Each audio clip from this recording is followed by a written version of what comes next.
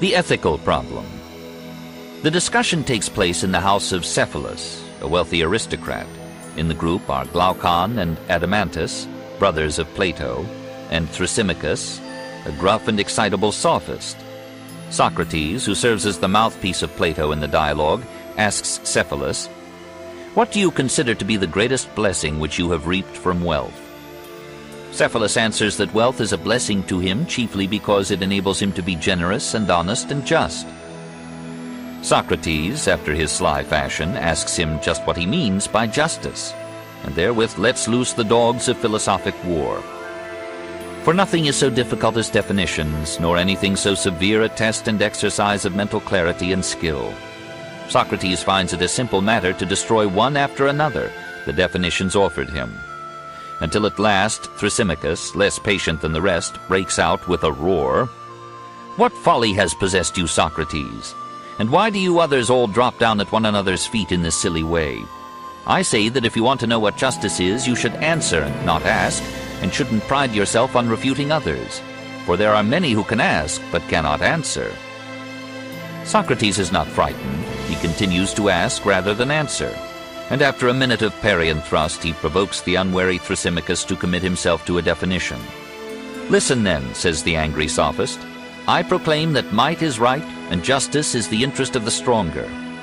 The different forms of government make laws, democratic, aristocratic, or autocratic, with a view to their respective interests, and these laws, so made by them to serve their interests, they deliver to their subjects as justice, and punish as unjust anyone who transgresses them.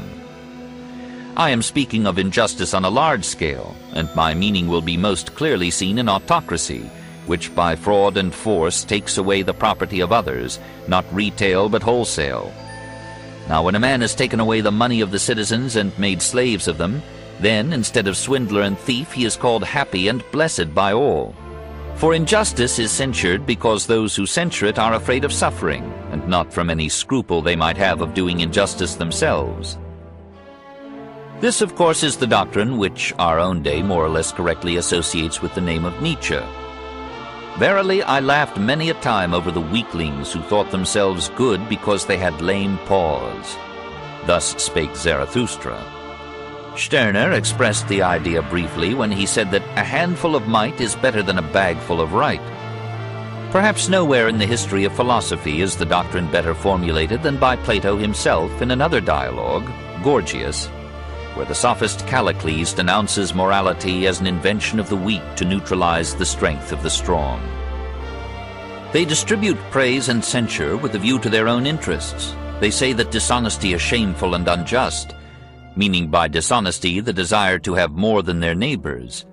For knowing their own inferiority, they would be only too glad to have equality. But if there were a man who had sufficient force, enter the Superman, he would shake off and break through and escape from all this. He would trample underfoot all our formulas and spells and charms, and our laws that sin against nature. He who would truly live ought to allow his desires to wax to the uttermost. But when they have grown to their greatest, he should have courage and intelligence to minister to them and to satisfy all his longings. And this I affirm to be natural justice and nobility.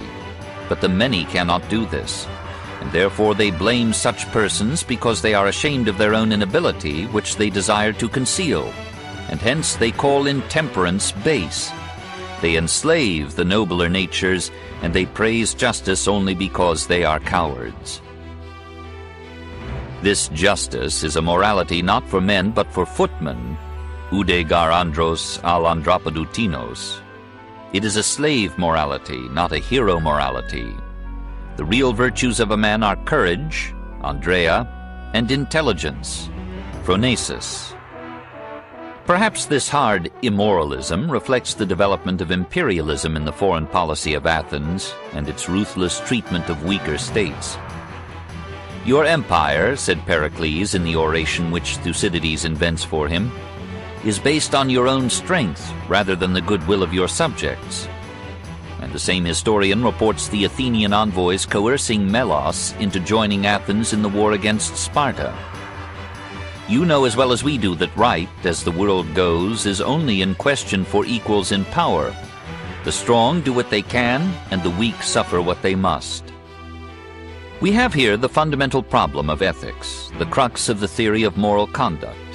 What is justice? Shall we seek righteousness, or shall we seek power? Is it better to be good, or to be strong? How does Socrates, i.e. Plato, meet the challenge of this theory? At first, he does not meet it at all. He points out that justice is a relation among individuals, depending on social organization, and that in consequence it can be studied better as a part of the structure of a community than as a quality of personal conduct. If, he suggests, we can picture a just state, we shall be in a better position to describe a just individual. Plato excuses himself for this digression on the score that in testing a man's vision, we make him read first large type, then smaller. So, he argues, it is easier to analyze justice on a large scale than on the small scale of individual behavior. But we need not be deceived. In truth, the master is patching two books together and uses the argument as a seam. He wishes not only to discuss the problems of personal morality, but the problems of social and political reconstruction as well. He has a utopia up his sleeve and is resolved to produce it. It is easy to forgive him, for the digression forms the core and value of his book.